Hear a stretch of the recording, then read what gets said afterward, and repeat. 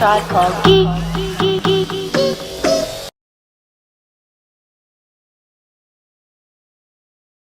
I'm Johnnie J, and I'm the founder of a tribe called Geek. And today I am joined by some fabulous guests to discuss the good, the bad, and the baby Yoda. So we're going to be talking about Native representation in the Star Wars universe.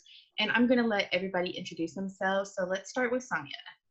Hey, I'm Sonya Ballantyne, a Canadian nerd, filmmaker, and writer. I'm based out of Winnipeg, but I'm originally from the Mississippic Cree Nation in northern Manitoba.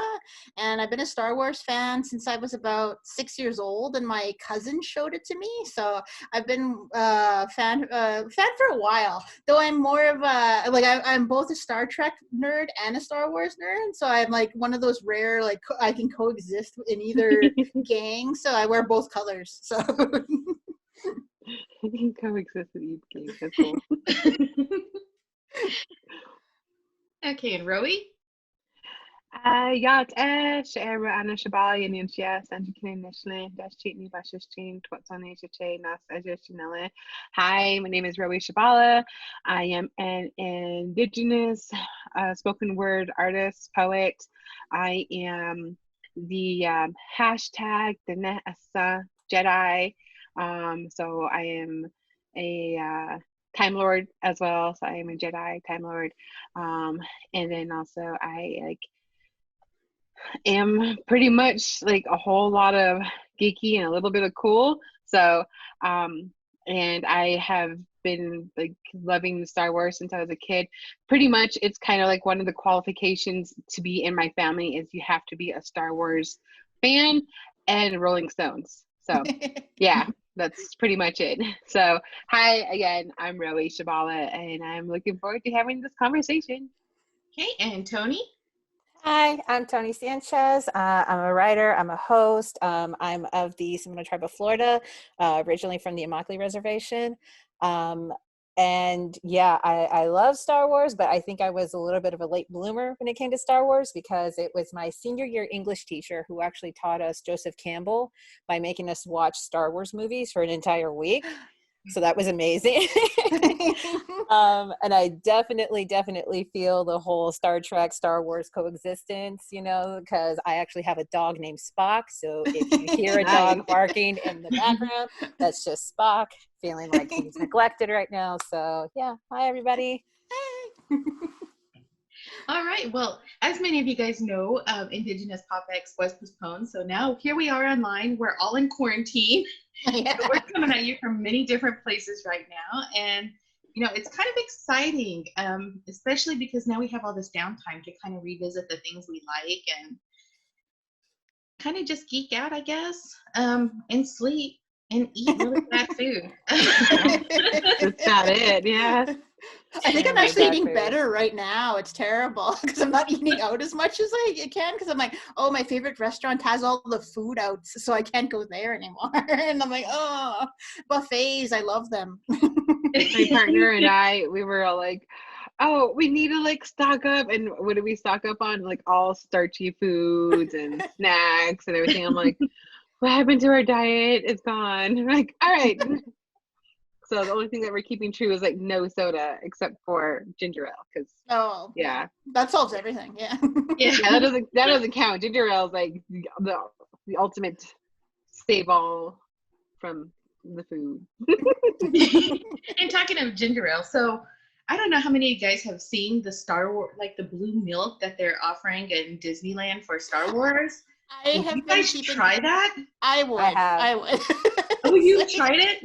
What's I tried it. Like? So to me, it kind of tastes like a creamy, lightly fruity kind of thing. Because it's not fruity enough to be a punch, but they definitely wanted it to be creamy enough that blue milk kind of made sense. So it's kind of like if a creamsicle kind of like made out with like La Croix, like flavored water, I think it's kind of like your picture. But they turned the volume down like on a fruity creamsicle kind of like concoction, but it's really good. I'm not a fan of the green milk because I think they wanted to make that a little bit more fruity, and it just it wasn't good. So blue milk, yay, green milk. Well, that's good to know. All right, so let's get into the Star Wars. So I guess I'll start with Sonya. What has been some of your favorite representation within the Star Wars universe? Well, the biggest one would probably have to be in Rogue One. Just because I remember seeing that movie and just being blown away by the fact that there were so many accents that weren't British. That was my favorite part of it. Like I know we're speaking about Indigenous representation, but I'm just thinking about like what were the parts that I knew that it finally had gotten to a point where it wasn't set in the past anymore, and the only people who could be Jedi were white guys. So it's like I remember there was a Twitter post going around about like what made you freak out in the theater when you saw a Star Wars movie, and I'm like, when they had a woman's voice on the comms during the flight scene in the beginning of The Force Awakens. So it's like it's some of my favorite stuff, just to see women and people that actually of different backgrounds, especially on The Mandalorian. I've been really enjoying that. But yeah, like again, it's like there is so like the only Indigenous representation I can really pinpoint in Star Wars is what's his face, the Maori guy that plays Jango Fett. Yeah, like I remember when I first saw him, I'm like, oh, he's native. I love it. Like even though he's New Zealand native, so like he's our cousin, but still, I'm like, yeah, we're representing. So, but it's like because I have a lot of friends who hate that change that Boba Fett's voice actor was changed from the original series, but I'm like, I'm okay with that. Like it's a native guy. The Mandalorians are basically native. It's fine. But again, it's me making up my own representation within the universe from things that I can see in my own culture. But it's still got a way to go. But I'm like, it's still a lot better than it used to be, I find. Yeah, and what about you, Rowie? For me, I think the early on as a child when oh my god, the part where it was when Leah came in as the I can't even think. I had it right now. When Princess Leia comes in to Jabba the Hutt's place, and she goes Yat A, and I'm like, that's Navajo. Like she just said hello in Navajo, and I'm like, and then I remember kind of going into this conversation like with my cousin. He was like, yeah, he's like a lot of times like with that type of the representation, like where else are they going to find a whole slew of different type of languages and dialects that a lot of people don't know or don't understand, and they're going to kind of like borrow, I guess, indigenous languages throughout the series. So when I heard that, I'm like, that's hello and Dene. So I was like, I remember seeing that when I was a kid, and like, that is so awesome. And then we just had a futurism show at the Institute of American Indian Arts Museum, and it was awesome just seeing all these different type of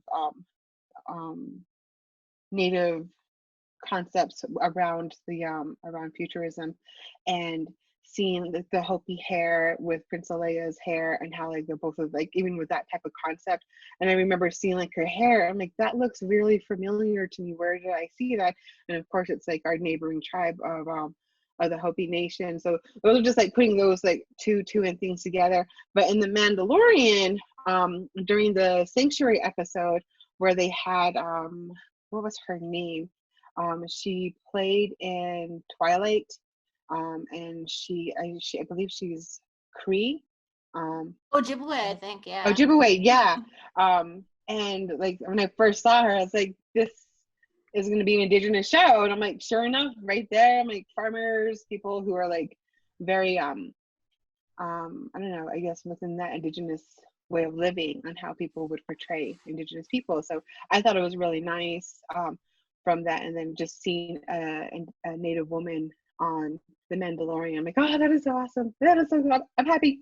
So yeah, those are like my big moments from there that I'm thinking. And also like with the Force, with on how like they redubbed the A New Hope in the Diné language. So that was kind of really awesome too, that I had. And then just like the fact like working with the Force and within a lot of our Indigenous way of thinking of I don't know, just our beliefs in a way. So yeah, that's pretty much my thought. Okay, That's a lot. what about you, Toni? I'm going to cheat and I'm going to give a loophole answer. I actually had the opportunity to interview Rebecca Roanhorse at last New York Comic-Con, and it was literally me for like 7 minutes just trying desperately to not flip out on her, because I was just so excited about the fact that I could actually sit down with another Native, Indigenous woman, because that just never happens. We're out here, obviously, like we're here, but for us to actually like sit down like that and talk about something that is not completely centered on, our experiences as Native women, it was just literally me as a writer getting a story, an interview with this woman who just wrote a Star Wars. She was just there to write a Star Wars, and just to do that was like, my interview and the video is out there. I did it for that hashtag show, so you can find it. And I'm so embarrassing because I'm literally just there like this with my mic, like, "Hi, you're so amazing." And yeah, I was just really, really hyped and excited just to have that opportunity. And we did talk a little bit about Indigenous representation, not just within Star Wars, but just, overall, at a con like New York Comic-Con. Because Sonya, I think you were also— Yeah, I was there. Yeah. You were there, and you had the panel about, Indigenous representation in science fiction and fantasy. So that was also cool too, because it was the first time I'd ever seen that at one of those larger, Comic-Cons. And it was just a really, really awesome time for me, and exciting just as a fan, and then also professionally as a writer. And so it was just like, and Star Wars made it happen. So, so yeah, that's my loophole answer. I know. I think, I kind of grew up on Star Wars. And the Native representation, has always really hit home for me. Because I credit Star Wars with a lot of my upbringing and actually a lot of my survival. Because the whole Star Wars fandom was a place where I found acceptance when I didn't feel like I belonged anywhere. So I kind of, have this emotional attachment to Star Wars. But once you start delving into the representation, that is always what has amazed me, because it's so subtle. And unless you're Native, you're not going to find it right away. Especially with the languages. Rowie mentioned that she and Leia was speaking Dene, and I thought that was cool. I didn't catch that until somebody brought that up, and I was like, oh, hey, that's actually, a Native language, because so much of the language in Star Wars is based off Indigenous languages. Huttese, Zos is based off Quechuan, and I'm not sure I said that right, but, that's a language that is spoken widely in South America. But a lot of the Huttese language is based around that Indigenous language. Some words mean exactly what they mean, and then they've kind of changed it a little. But, there's other languages like Sebulba. He speaks a form of Xhosa, the language, that clicking sound that he makes. That's from Xhosa. So there's a lot of languages that have been kind of recreated to fit within the Star Wars universe in a very organic way. It's not appropriation, and it's not them trying to just take our languages and use them however they want.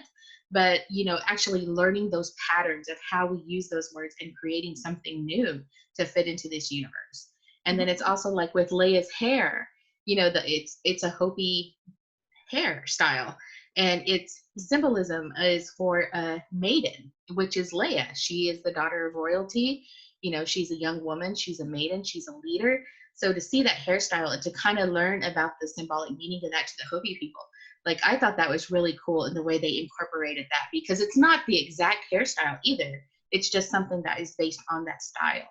So I really love that. And okay, and I know a lot of people are going to hate this. It's a love or hate kind of thing, but I really love that the Ewoks were based on the Miwok people. And their whole world, the redwood forest that you see behind them, that, is supposed to be representative of the homelands of Miwok people. And I love it. And I like to terrorize my Miwok friends because, they do tend to be short, and they are cute and adorable. So, I do like to terrorize them. And I know that's a kind of a love and hate thing, because, when it comes to Native representation in sci-fi, we always get othered. we never get to be just natives in this universe. We have to be represented through an alien species like the Ewoks, or, you know, like in Avatar, you know, the kind of like the aliens, you know, it's just always kind of like we're other. And Well, so that's why, yeah, sorry to interrupt, but no that's one reason why I dislike Marvel movies, because it seems like the only time a character of like a person of color can be in a Marvel superhero movie is if they're playing an alien. So like Drax and like Mantis, and it bothered me in Captain Marvel that when they showed Jude Law's character, the only thing alien about him was his eyes. He was allowed to be a white man, and that always bothered me because I'm like, all of sci-fi takes their stories from us, basically. All first contact stories are about us, and it just seems so unfair to not be included in that. It's why like, not to get to Star Trek, but I like that Star Trek has a Maori actor as a heroic character. But the problem with that is he's not Maori, he's Romulan. And I'm like, why can't he be Maori? Darn it. So it just like, it seems like we get to be aliens, but we never get to be who we are, as you were saying. So it's like, we get a little bit of a shadow of ourselves, but not enough. Exactly. And it's kind of problematic, you know? And I think that's why I kind of really appreciate The Mandalorian a lot more. And, you know, I knew that it was going to resonate with Native people because, you know, Taika Waititi's involved, and, you know, like they're like just the story. It's going to be like this space Western. And I really liked the way that they were incorporating like Indigenous framework within that series, in the way that his armor was a representative of his culture. Like, you know, and there, I think there was a line, and I can't remember exactly what it was, but I was something along the lines like, your armor, is like representative of our culture, and it's there to protect us, but also to remind us of like the battles that we've won, the things that we, you know, our stories. And I really resonated with that because I was like, oh, that's amazing. Because, you know, that's kind of like Indigenous people. When we go out into the world, you know, our culture is kind of like that armor that we wear too. It's something that we use to protect us while we're out trying to, you know, survive in this colonial state. And at the same time, it's also there to kind of keep us grounded and to remind us of who we are, our resiliency, our strength, and even our brilliance. And to just to kind of remind us that, you know, what we have as Indigenous people is important, and it's not something that should be kind of just, you know, tossed away or kind of undervalued. Yeah, well, that's why I like the Mandalorian, because like I knew it was going to be different, because I don't know if it's in the first episode or the second episode, but they run into the Tusken Raiders, and the man with Mando is like, oh yeah, these like these sand people are like are annoyed because we're going through their territory, and then Mando just says something about it like, well, this is their traditional territory, and I'm asking for permission to go through it, and I was like, yeah. It's like, I love this show. So it's like it's cool that like I know that there are like nerdy white boys who like who are annoyed that their Star Wars has changed, but I'm like, no, it's made it better, because like we exist in that universe now, and I just love that idea, because yeah, it's such an important thing to me. I don't think it has changed. I just think that people like us have kind of just said, like, you know, a franchise where literally it's the good guys versus the Empire is anti-imperialist, right? And then they're just like, what? And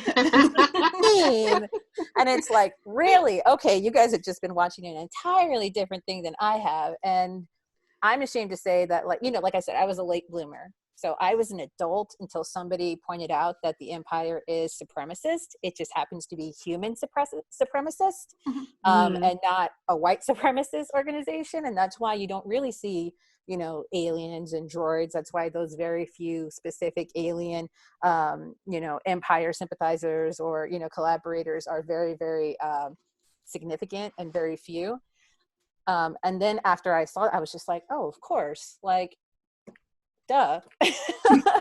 And it was just so refreshing that, like, okay, it's not just me kind of like placing my own, it's not me projecting my own values onto it. It's literally within the canon that this is about an organization that is out to literally pillage resources from people, from their own lands, from their own planets.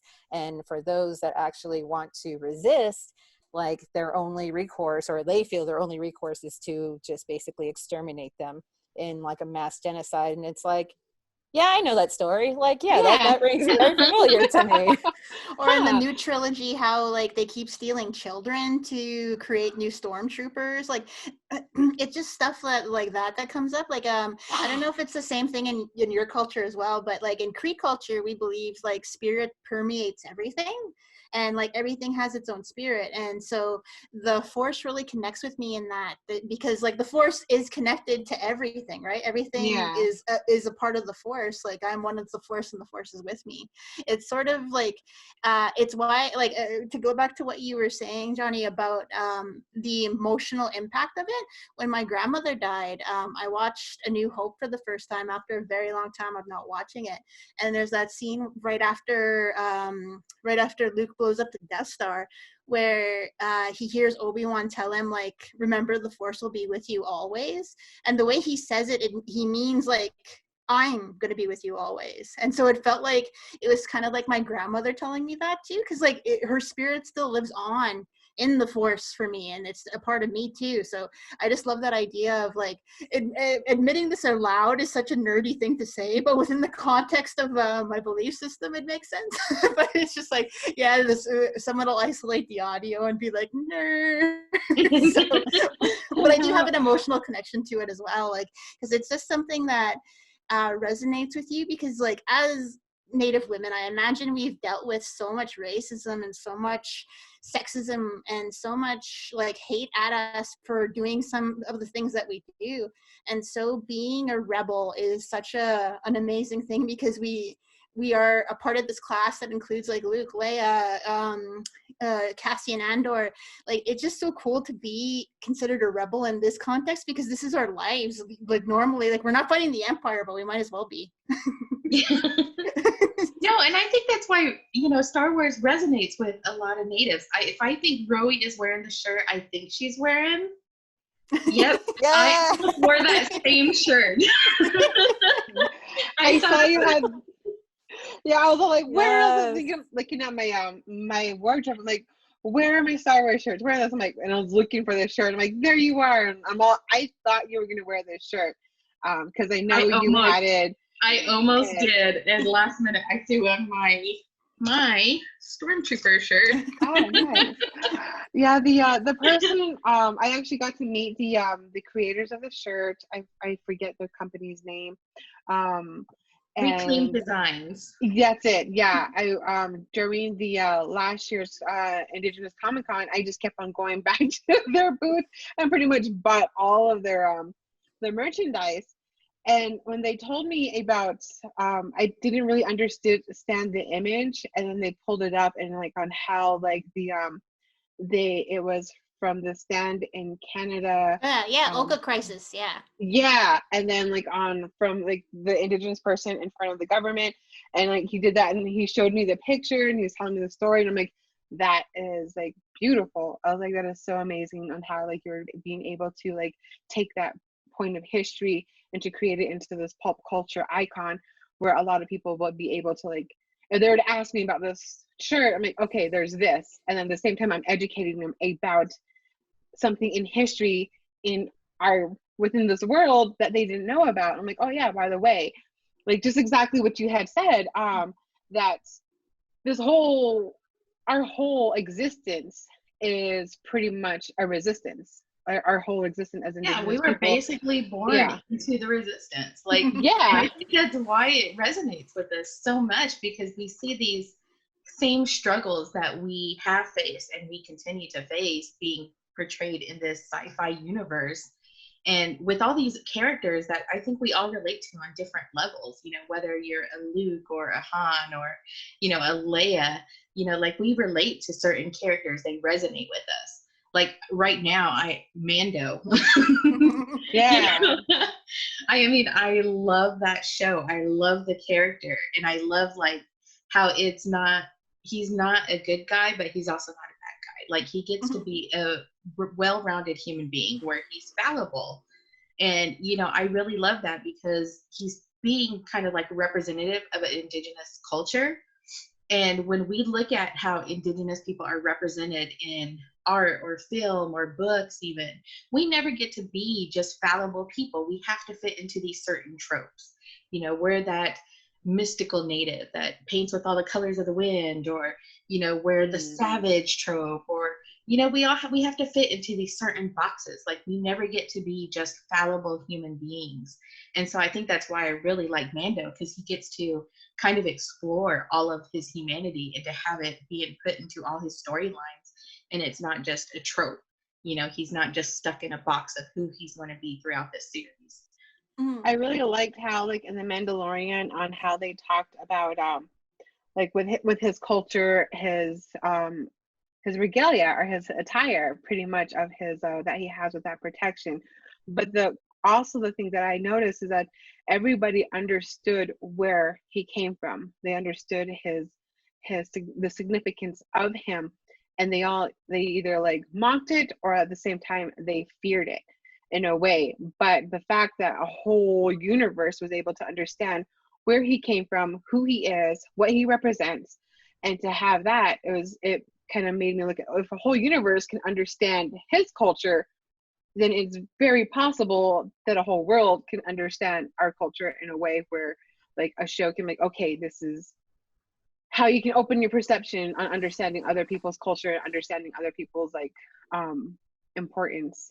So that's kind of thing I really did like about The Mandalorian, and also showing you different subcultures and cultures within the show. And of course, Baby Yoda is my child.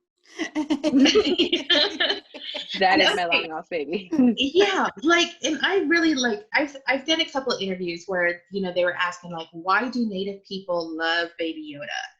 And it's funny, like, seeing everybody's different perspectives, because we all resonate with Baby Yoda for very different reasons. Like, for some people, it's because we see our own youth in Baby Yoda, like the little, you know, the tiny tots when they're out dancing. You know, we see that in Baby Yoda. You know, I think back to, like, the residential school board era and Ikwa. I think about those struggles in terms of Baby Yoda, because his storyline so far is that he's this Indigenous child, well, maybe not Indigenous, but, you know, representative of that, and one of the last of his kind, potentially being hunted, like people wanting to take him, either to destroy him or to assimilate him or to use him for their own means, which is the same way, you know, that a lot of our grandparents were treated. You know, they were taken to residential school boards to kill the Indian, save the man kind of thing. You know, we still fight with, you know, the government on taking our children from our communities and adopting them out, trying to really, I don't know, sever that connection to their identities, because they view our culture and our communities as being inferior. And so, like, I see that with Baby Yoda. You know, I see that's what's his storyline. Like, that's what kind of resonated with me, because I was like, oh, like, we're getting to see these issues played out in terms of a space western. But, you know, that's one of the things I really love about Baby Yoda. And plus, he's just freaking adorable. Like, I don't know how many of you guys can relate, but being Native and eating, you know, kidneys and, you know, different broth, foods. Yeah. You know, and that little part where he's got the frog and he's so happy eating it, and then the kids start laughing and he just, like, spits it out and he looks all sad.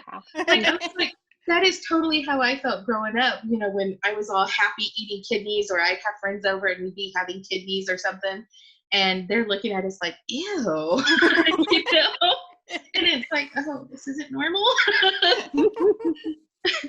Well, my favorite thing about Baby Yoda, personally, is that his clothes are way too big for him. That's what my favorite thing was. Like, how his folded little, like, sleeves and stuff. It reminded me of my own little sister, who had to wear, like, hand-me-downs that, like, I had given her. So, like, there's, like, a picture of her with, like, rolled up sleeves and stuff, because she would have to grow into them, right? And so it just reminded me that Baby Yoda is poor. Like, he is like relying on the kindness of people to help him out.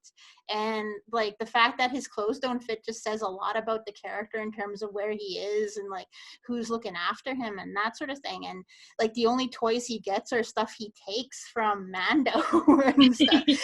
But I also really like that he is also like, 'cause I see a lot of hope in kids, like especially native kids. Mhm. And I see a lot of hope in Baby Yoda in terms of like, okay, like we may be dying out, but we still have this hope in this little kid, like who is not touched by the evil of what's going on around us. Like they are, but they're not really getting sullied by it. It's why I like The Last Jedi in terms of like hope without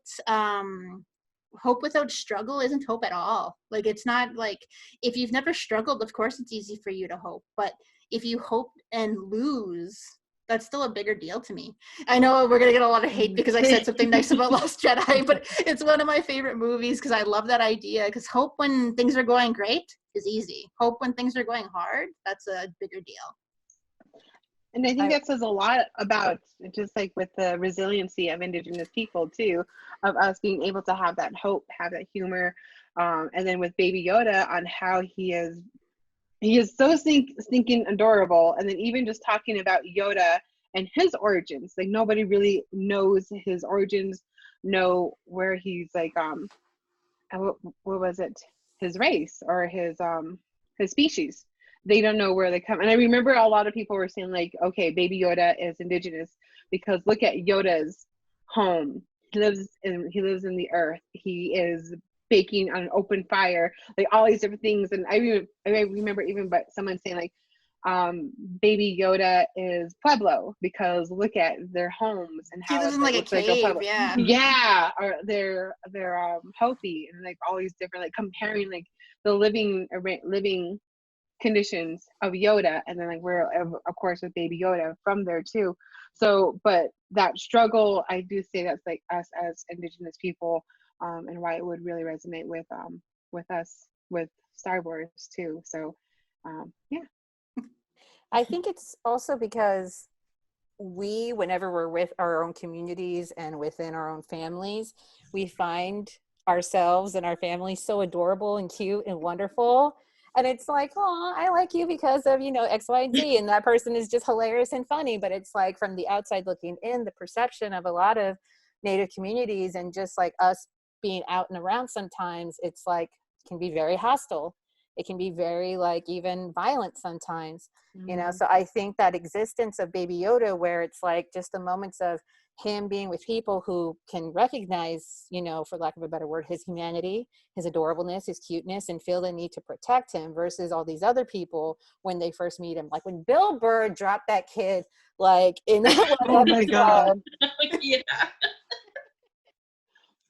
But that was just so indicative of the fact of just like, yeah, that is totally a thing of somebody who would just sort of like look at this thing and then wouldn't think anything of just like hurting Baby Yoda. It's like, yeah, there are people out there that would kind of maybe look at me and mine and just be like, oh, look at you, you're interesting, but whatever. Like, you can go that's ahead. Very much the attitude we face. It's like people are fascinated with parts of our culture, and there's that saying that everybody wants to be native until they have to be native. And it's the same thing. Like they want all the culture, they want the beauty, but they don't want our struggles. And they really don't want us as human beings. I think it's really hard for them to really just kind of look at us and be like, oh yeah, you're human too. It's because we don't fit into those tropes, those ideas they have of who Indigenous people are or who they think we should be. But I think that we just really like cute things. Yeah, we do. And we're just really happy to have something that we're just like, yeah, that's totally us. And it's not something that we have to like either pick apart because it's problematic. We're just like, that's just a nice thing that's just cute. And we like it because it's cute and it's fun. But yet there's something like beyond the cuteness that we can really resonate with. But at the beginning, God, you're so effing cute. I know. Cute. And all the beadwork and art that is coming out that's inspired by Baby Yoda. So fun. I mean, the I love beadwork it. itself is just amazing. But like even me, like I've been designing like t-shirts, and you know, Baby Yoda was like an inspiration for 3 of mine. And because of copyrights, only 1 has survived. And that's what I call the intergalactic tiny tot, because I created Baby Yoda as a fancy shaw dancer. Yeah. And you know, it survived because I changed it enough to where it's not necessarily Baby Yoda. But you know, I love that because I can see Baby Yoda as a tiny tot, like doing little fancy dancer, grass dancer, jingle dress dancer. Like I love the ways that we're imagining him into our culture. Mm. It's because even like oh, who was it? I know somebody did like a little meme and they were talking about young Yoda and older Yoda, like how this is our youth, but this is our elder. And it's so funny because you see how Yoda was treating Luke when he went to Dagobah to be trained, and he's just giving him a hard time, harassing him, you know, and just being obnoxious. Teasing him, yeah. Yeah, and I was like, that is our family when they're trying to teach us something. Like, we never really take it seriously. We're always joking, or, you know, they're just making us do something just for laughs, and we don't know any better. And then until they start laughing, we're like, ah. You know, but I mean, it's just like I think we just see ourselves in them because we see these different parts of our humanity being played out through these different characters and well, different that's why I really like Princess Leia, because as Native women, we often have to be like leaders and in charge at such a young age. And I like that there's this implication in a lot of the Star Wars movies that a lot of older people come into the Resistance because of Leia convincing them. And it's so cool that she is like at most like what, 20 in A New Hope, like 19, like very, very young. And the fact that she is a person that's listened to despite her youth, this speaks a lot to it. And I think that's why I really loved it when I was a kid, was the idea that people are listening to this like tiny girl who is bossy as hell and nobody cares. I love that. So, and the fact that like because like our people are matriarchal, at least mine are, and the importance of women was something I didn't really see in fiction until Star Wars, even though I think Leia's the like one of 3 women in the Star Wars universe in the first 3 movies. But like it's still very cool to me because it's like, I don't know, a lot of my favorite tropes have come out of Star Wars, and I thank it for a lot of things, even though I poo on it a lot of the times. That's your Star Trek side talking. Just Yeah. yeah. Damn it, Yeah. Picard. I know. I'm like, oh my god. Well, that's another thing too, because like Star Trek and Star Wars, to me, Star Wars is what I am, and Star Trek is what I wish to be, if that makes sense. Because Star Wars is kind of dark, and Star Wars is kind of like people struggling for the good things, and Star Trek is the good things and people trying to show like humanity's inherently good. So, but I like Star Wars because it's a little bit dirty and stuff and more realistic. People swear and like people die and stuff, so it's just cool to me. I like with we're talking about Yoda and comparing like Yoda and then Baby Yoda on how like with Yoda and all his wisdom, and then even on how he like talks in riddles in a way. And I kind of, that resonates with me because that's pretty much how like my elders would speak to me and talk to me like, okay, these are the riddles. No, don't do this. No, don't do that because of A, B, and C. And then at the same time of just like having that confidence of the force being around you, and like you're being able to talk about that. I remember we talking with my dad and we were watching Star Wars, and then that's what he started talking to me, it was about the force, like the pretty much like Sonya Begehojo, talking about that part of us, of how it is all around us. And then of course that kind of goes within our dinner philosophy as well. And then he just said that that's every Indigenous people pretty much have their own force, or the understanding of the force. It comes in different ways and different understandings. And then at the same time, Baby Yoda is 50 years old. So like us as Indigenous people, we have really good genes and we always look really young. And so when we get to 900 years old, we're still going to be like walking around like on someone's back and hitting with a stick. So I'm all for that. It's true. And we also shrink, you know? Yeah, we also shrink, yeah. I was just thinking of that because my mom, she's always been short. She was always about 5'2", and now she's like under 5 feet. And I'm just thinking she just keeps getting littler and littler. Like she could be Baby Yoda right now. You know, I'm 5'2". I'm 5'2", and that's gonna be me. Well, I'm just thinking about how what was it Christopher Lee's character in Attack of the Clones, how he was like 1,000 years old and he's the apprentice to Darth Sidious. So like, man, the Sith like really get them old basically. It's like how old do you have to be apprentice? So but isn't that kind of funny, jaded? Yeah, but isn't it kind of funny because, you know, like we're talking about how it was powerful to see Leia, a young woman who was taking a leadership role. But when you look at the Sith, it's a lot of older people, like older white men.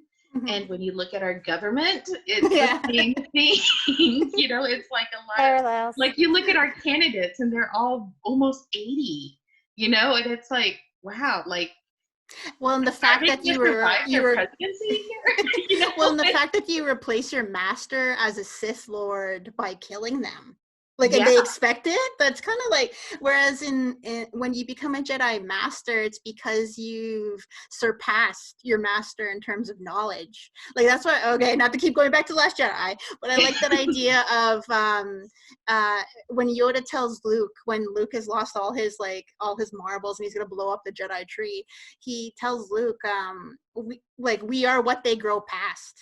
And I just love that idea, like, because it's not about like fear of getting old. It's just that you serve a purpose in giving your knowledge to somebody else so that it can live on in that way.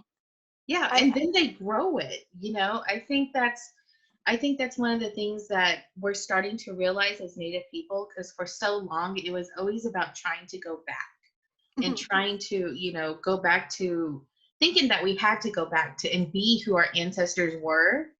And never really understanding that we can't. Like, you know, we are who they wanted us to be, who they, you know, we're surviving in this whole world that they weren't expecting us to survive in. Yeah. Like, we've kind of surpassed all their expectations and all the dreams and prayers that they had for us. Because we're at this point in time now where we're starting to figure out, how do we forge ahead? You know, where do we go from here? Like we're still trying to figure out who we are as Native people in the aftermath of losing so much of who we were because of colonization. And so like, I really like that idea, you know, it is we're who they grow beyond, because that's where we're at now as Native people. Like we're the people that are beyond where they were able to grow from. So it's our responsibility now to, you know, continue the knowledge that we have, to continue to grow it, and then to pass it on to the younger generations, but also to allow them to grow it in a way that serves them best. Because our cultures, we were never stagnant people. Like we were always evolving too. Our knowledge was always evolving. Our cultures, our traditions, everything was always evolving and changing. And, you know, we need to let that happen and not be so caught up in thinking, oh, change is bad or change means we're forgetting. It's just that now we're at this point where it's our cultures are growing. Like we're continuing to grow as people, not just as Indigenous people, but as part of, you know, a larger scope of humanity. Like we're part of this entire world, not just our Native communities. So our knowledge is going to grow beyond just that of what we know as Native people. And it has to be for us to continue surviving and to continue on for future generations. Reminds me of that quote from Yoda says to Luke about, there's nothing in those books that the girl Rey does not already possess. That's what I keep thinking about too. And even like Kylo Ren has that line about let the old ways die. Like, even though I hate Kylo Ren, like Adam Driver is adorable, but I hate Kylo Ren. but I love that movie just as the idea of like, we're not as a Native variable of like, it's not about like our culture dying. It's about us like reaching the bottom, the bottom of the well and coming back up. So it's like knowing where we are and taking what we need and moving on. So I really like that idea.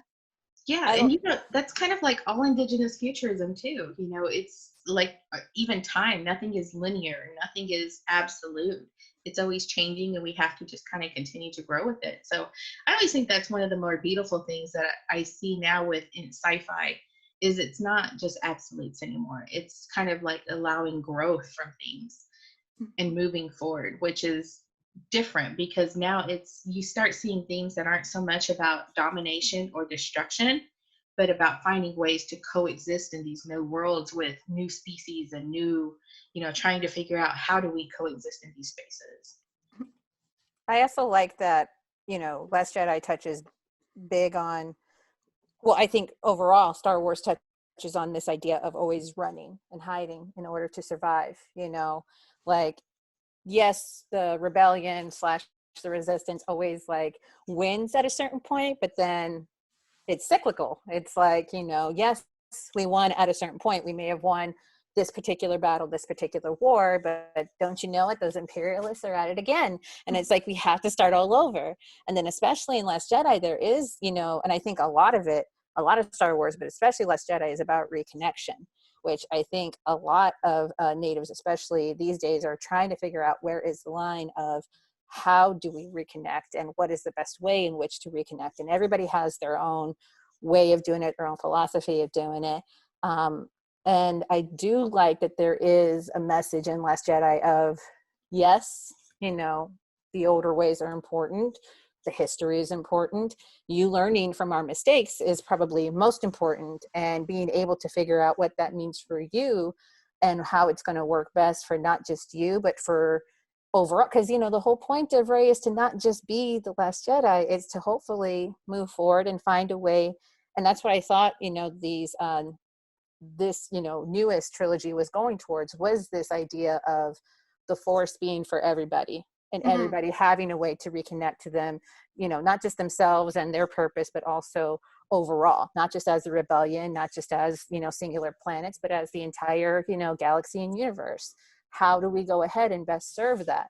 How do we help others also reconnect in a way? Is it even our way to even help others, or is it just something that we have to leave them be and let them figure it out for themselves? So I also really, really dug The Last Jedi. So especially because there was that whole Rey trying to find out how to do it for herself and for the betterment of the group.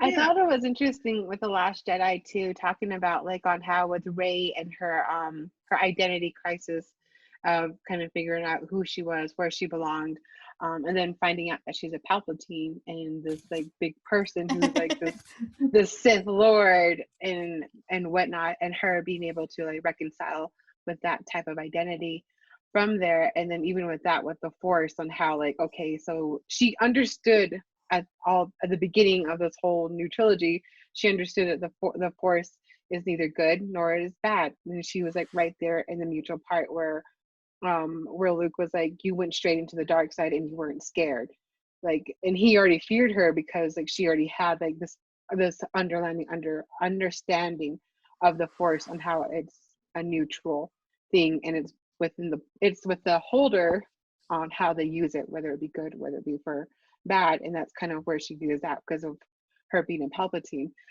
So that's what I thought was pretty interesting. The part that I was kind of like, maybe this is a good talking with you all, the last part where she took the name Skywalker. She took Skywalker's name instead of using Palpatine name, and like right there I'm like, okay, so that part I'm like, I'm not quite sure how I feel about that part. But I'm like, I understand like with the connection that she had with Leia, connection that she had with Luke, and then being like her surrogate parents and like helping her grow and everything, but at the same time she was also a Palpatine. So it's just like kind of made me wonder like where does that stand? So I don't know. That open up for discussion. I know. I really found that interesting too when she took the name Skywalker, and I actually really liked it because I talk a lot about found families and the things that we can learn from found families and pop culture. And so I really love that part because sometimes the families we find aren't by blood. Mhm. And, you know, even as natives, you know, so many of us are scattered from our communities that we find family with other native communities, with other native families.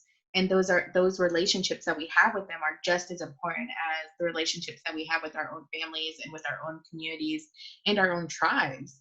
And so I thought that was really interesting that she took the name Skywalker, Mhm. because it kind of showed like, oh, you know, okay, I know who I am, but this is who I'm choosing to be. Like, this is, which is kind of the situation that a lot of us find ourselves in for various reasons. Either we come from an abusive family, or, you know, you're shunned by your family because, you know, we have a lot of natives who are now coming out as trans, or coming out as gay or lesbian or bi, or even, you know, asexual. And, you know, that's not always accepted within their tribe or even their family. So the families that they find elsewhere, like, those are just as important to our survival, you know? Mhm. So I thought that was really, really a good reminder that, you know, sometimes we all feel like we're alone or we don't belong, but it's a good reminder that we have a choice.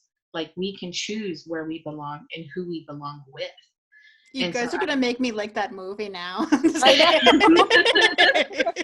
I really liked it. I did not understand the criticism of it at all, because I really loved like the way that it played out. I loved the way it ended, because I was thinking, yes, because the one thing that I wish they would have done was to let Finn tell Rey that he was force sensitive. Yeah, that was the one, that was the biggest drop ball of it, because I really wanted that movie to be about Finn, about Yes. this child soldier who overcomes everything that he's been indoctrinated, everything that's been beaten into him since he was stolen from his family, and have him become the hero, have him, because I love the idea of this person who's grown up in the Empire, who, well, I guess the First Order at this time, but who has grown up as a Nazi, turning his back on all of that and becoming the new Jedi.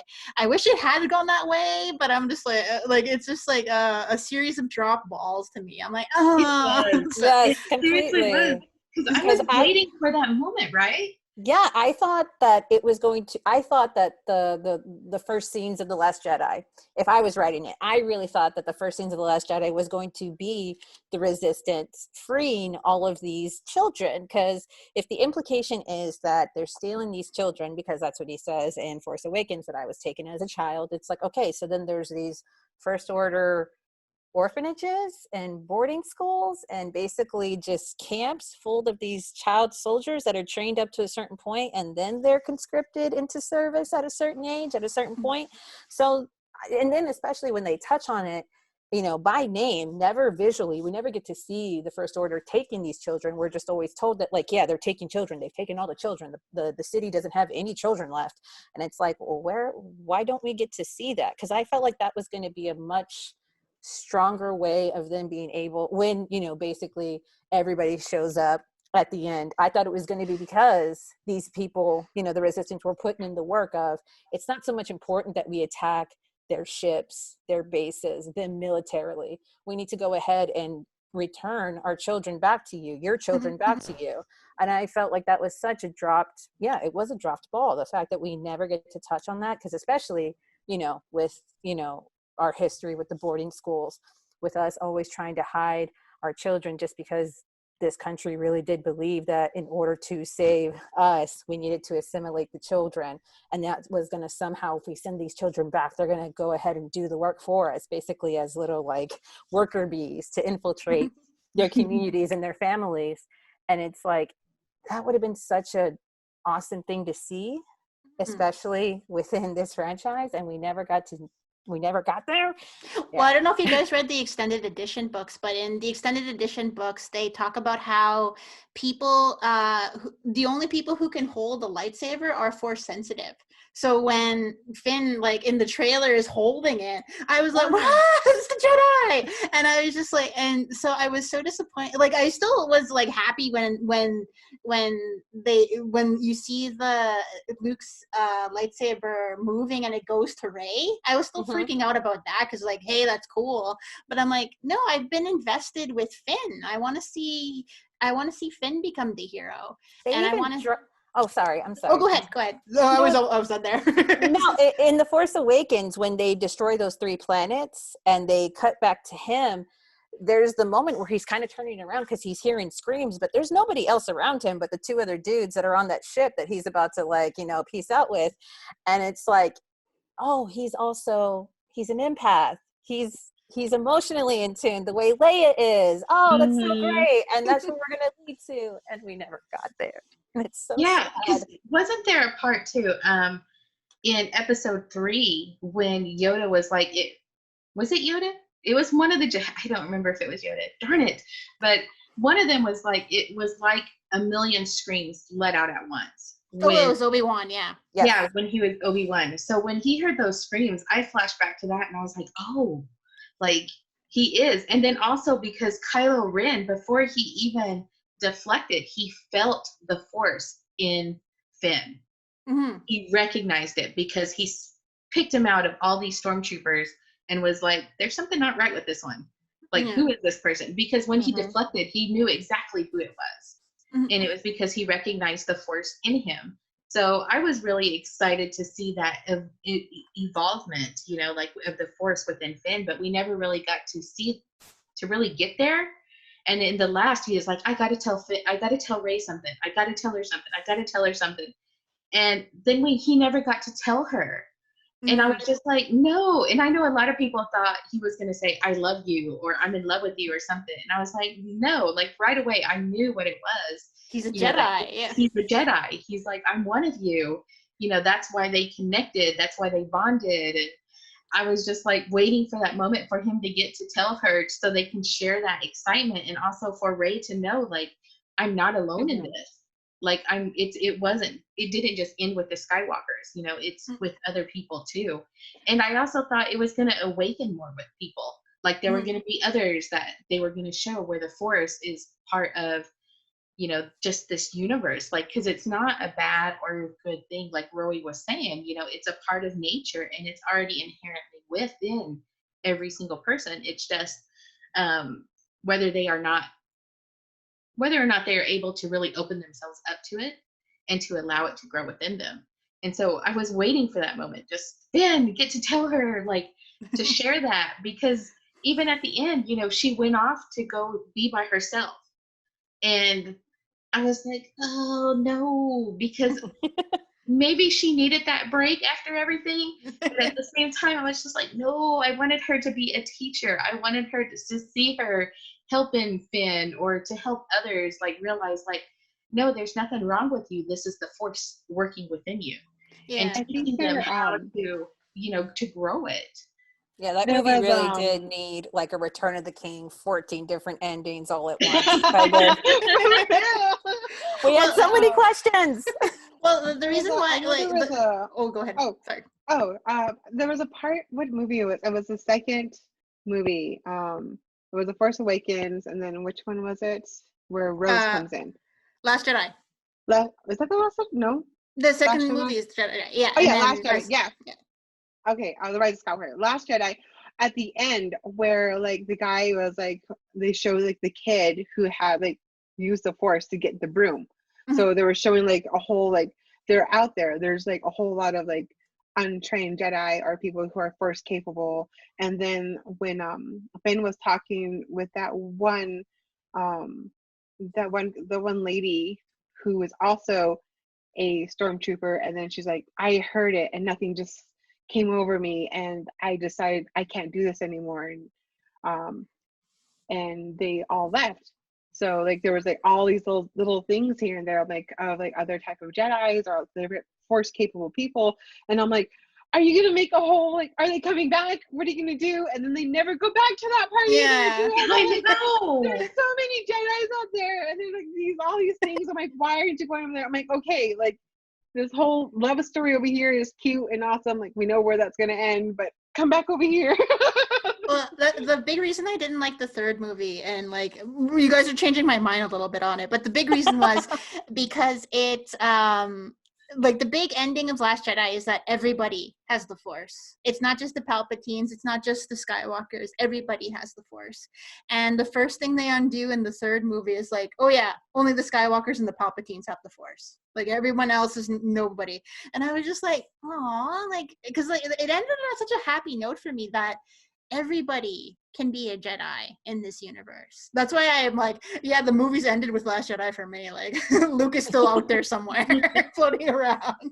And I'm just like, but yeah, like it's just something to me because like that's so many movies are about like I'm the only hero. Whereas in Last Jedi, it's like everybody is a hero. And I just love that. I'm like, oh, well, yeah, if you even take a look at the prequel trilogies where they have such a, you know, huge emphasis on midichlorians. Okay. It's really this idea that we're only taking the elite, the top, the 1% of the 1% only get to come like, you know, study with us, you know, at the Jedi Academy. And it's like, okay, but what about these, you know, when you read especially the material that's out there in the extended universe, you know, it was established, you know, that there were people who were force sensitive that weren't necessarily Jedi, you know, that the way in which that that the force manifested in them was strong, but not in the way in which would be useful if you were being trained in the way of a Jedi. A Jedi is more or less just a warrior, like a warrior monk. You know, they're trained in combat. They're trained in, you know, basically being able to, you know, kind of push their thoughts onto other people, persuasion, things like that, like things that would be useful if you're a fighter, if you're a warrior, being used for very tactical reasons. But then when you come across someone like Leia, who is an empath, you know, that she's very, you know, emotionally in tune with other people, you know, to, I would say, an even more powerful degree than anybody else we've ever seen, you know, in the franchise. And then to see how other people, even Luke, you know, he is an amazing, you know, pilot because of how in tune he is with the Force. And then you have someone like Poe Dameron, and it's like, well, is he also in tune with the Force, or is that just people who were destined to become Jedi? And it's like, you even have Maz Kanata in Force Awakens saying, like, I'm no Jedi, but I know the Force. You have Chirrut Imwe and Baze Malbus, you know, in Rogue One that are like obviously very in tune with the Force. Chirrut more so than Baze, because Baze just likes to shoot people. And I just felt like, yeah, there were all these signs that that's where we're headed to. And for whatever reason, for all the reasons, episode 9 just decided to be like, nah, Palpatine. It's like romance. Romance, Palpatine. I know, and that was just so sad because it was just like I felt like they needed more movies to do The Last Jedi. Yeah. Nobody was telling them they only needed like 9 movies. Yeah, like they needed more because the story, like it felt like they were trying to pack so much into one movie and to try and tie up all these loose ends, but they never really did. It just left more questions and disappointment because you're like, oh, they set it up for something to happen and then it doesn't happen. And it's just like even now, like I'm so annoyed that Finn never got to tell Rey that he was force sensitive, but he was a Jedi. Like that just bugs me to no end because throughout the whole movie they made a big point of that. You know, he was having these conversations where he's like, no, I gotta tell Rey this. I gotta find Rey. I gotta do this. Just to tell her. And then they took that moment away. Like that one storyline just never had any closure. I was just like, no, like let him tell her, because that would change everything in the way that she viewed her own powers and just everything. Like it would have opened up so many more doors, like so many more stories. And I was just like, no, just let him tell her. And then when the movie ended, I was just like, really? Like, no. Like, damn it.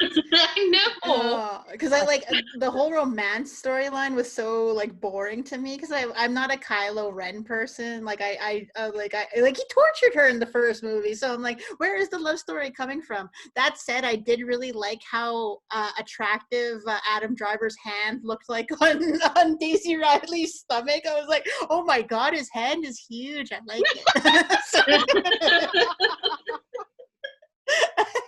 Like he's an attractive man. I hate Kylo Ren. I love Adam Driver. So. You know, I didn't really see their story being a love story though. Yeah, like, me neither. Even when he kissed her, like I didn't view that as a romantic thing. I viewed it as more like, oh, like just this thank you. Because it didn't seem romantic. It just seemed like if somebody saved your life, like you were so excited about it because you realized in that moment that you had a purpose or that you understood why you were there and you were just like, okay, I get a chance to do this. like you would grab somebody and kiss them, like you wouldn't care who it was, and then afterward you're both like, yeah, Like, what did yeah. you do, you know? But Well, I don't know if you guys read that article, but there was an article that came out when The Last Jedi came out about Rey and Kylo's relationship, where they talked about that scene where she is talking to him, like where they're force projecting, and like she's in the rain and he's in like his office or whatever, in the bathroom, I guess, or something. And there's this whole scene where they cut to his hand covered in water, and it looked really, really, really gross in terms of what it was representing, like sex. But I was just like, who is me? Like, I was like, now I can't look at that scene without going like, ew. It's like, I don't need like. But I wanted to ask you guys real quick. What is Ben's last name? Solo or Organa? I always think Organa. I think he went with Solo because I think that was the thing. Like, I can't remember. I may be imagining this, but I'm pretty sure that he said, "I'm Ben Solo." I'm pretty sure he like took the name. I could be imagining it, but I vaguely remember him saying. I want to agree with you about that because I think it was Ray. Was it Ray who had said that? Like, I want to be like with Ben Solo or something. Mm-hmm. And then then he was like that person's no longer here or something. So he did acknowledge that Ben Solo was someone that he was, or he, yeah. So I want to say it was at the end though. I think after he was talking to his dad, I think and then when he was dying, I think he reclaimed that just to let Rey know that he wasn't dying Kylo Ren, he was dying Ben Solo, and that he saved her as Ben Solo. I think he was trying. I vaguely remember that. I could be imagining it because it's been a while. We'll just research it afterwards. I know. But I vaguely remember that being like a point of that conversation was because when he brought her back and stuff, and he knew he was dying, I think he made it a point to say that he was doing it as Ben Solo. Like he was finishing, he made these decisions as Ben Solo, not Kylo Ren. Yeah. You know, that he was who he really was meant to be finally. And also, but speaking of Ben, I like that idea. Like, I remember in Force Awakens when they reveal what his name actually is.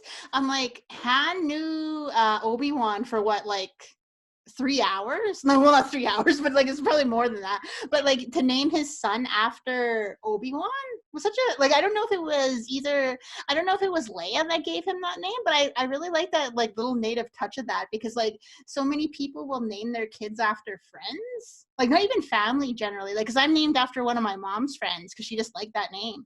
And to like, I remember when Han Solo says Ben to him, I was like he named his son after Obi-Wan. That is so sweet. But I was still annoyed too because I'm like, oh man, his middle name better be Chewbacca because I will be pissed if it isn't. No, that's so true too, because I mean, I'll make a confession right now. My name was almost Pumpkin May. Oh, Pumpkin. Because my mom's best friend's name was Pumpkin. So I was almost a Pumpkin May, which thank God, because when you're round and brown and named Pumpkin, that would not have been good. I love it. Yeah, and even as it is, like my name, Johnnie Jamie Lynn, I'm named after my grandpa, Johnnie, and my two uncles, Mike and David, and their middle names were Lynn and Jamie. So my mom just put Johnnie Jamie Lynn. So you know, that is like when he named his son after Obi-Wan, you know, I really like that too. Like I picked up on that and I was just like, oh, like that's, but again, you know, you want other names in there too, like Chewbacca. Like why wasn't that his first name? Like, can you imagine another Chewie in the universe? Beautiful. Or Baca would be his name or something. Yeah. And Baca Solo. No, I just would have loved to have seen any kind of ending in which he survives, just because I think it's a lot more complicated. Mm-hmm. I kind of felt like they were telegraphing his redemption ever since, you know, Force Awakens. And I would always ask my friends, I'm like, do you really do believe that there's any possibility in which they will give him the redemption and still keep him alive? Because yeah, I get it. You don't want to have to answer the story of like, what do we do with Space Hitler Jr. now that he's alive and the First Order is no But longer a isn't that, thing? but Do we isn't hide him that out like, in Space Argentina? I don't know. but isn't that like so indicative of like our society at large? Because we don't allow people redemption.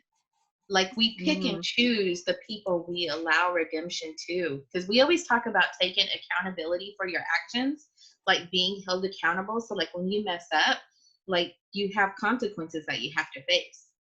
But and we do that, but now we basically want to see people destroyed when they mess up. We don't ever want to allow them the opportunity to make amends. You know, we talk about like, oh, you need to be accountable, you need to make amends when you mess up, but do we ever really allow people to do that? It comes up a lot in I don't know if I read this in a fanfic or EU, so forgive me if not.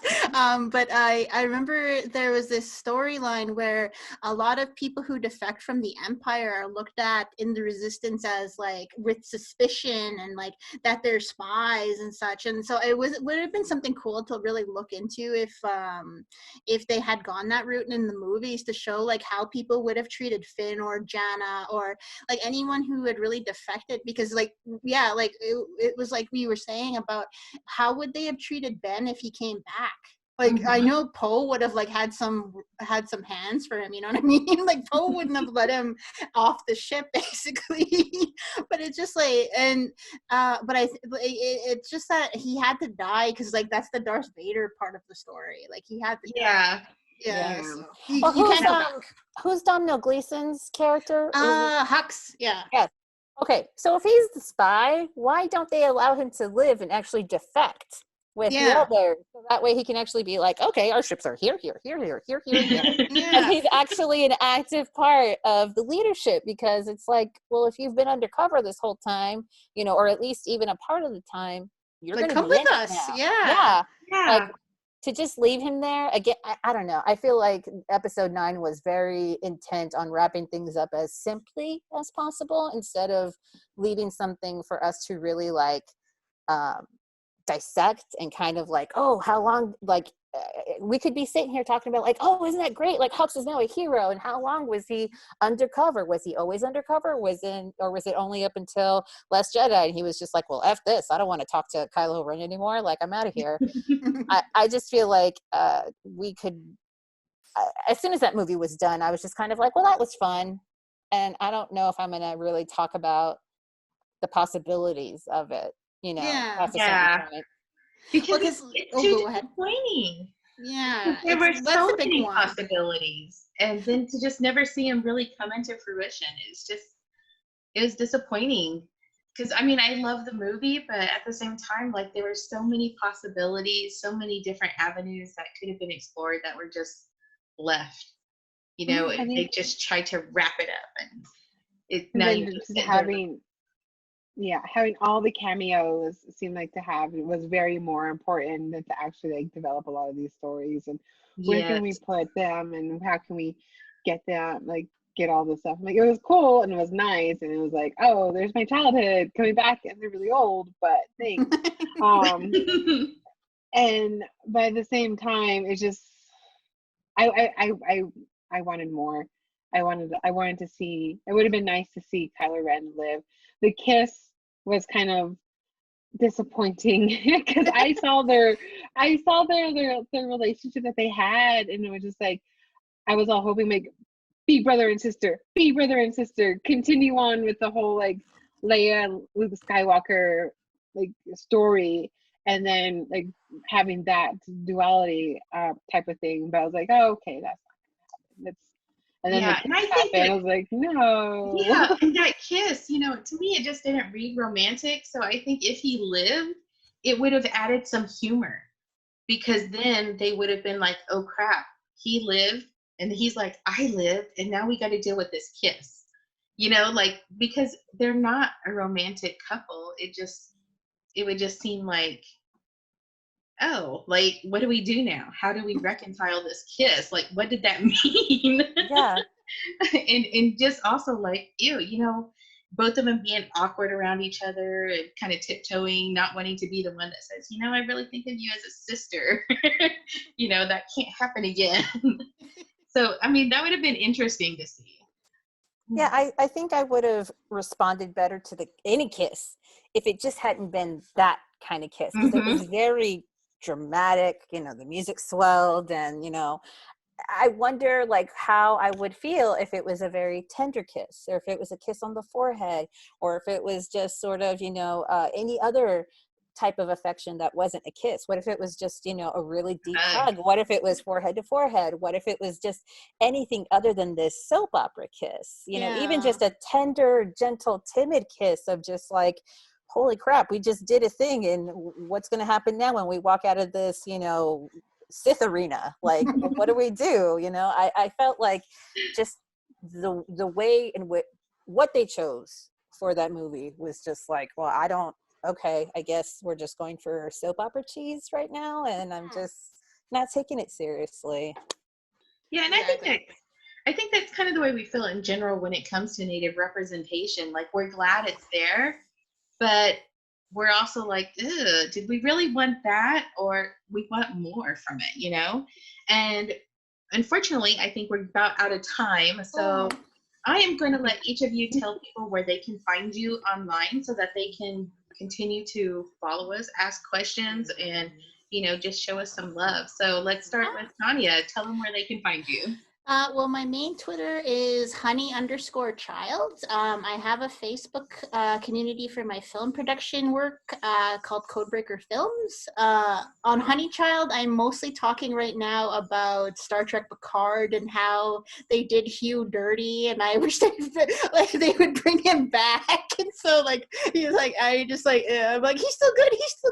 But yeah, but I'm also very active on Twitter. So if you at me on there, I'm usually down to talk. Just don't at me if you want to complain about my opinions about The Last Jedi, though, because I'll be like,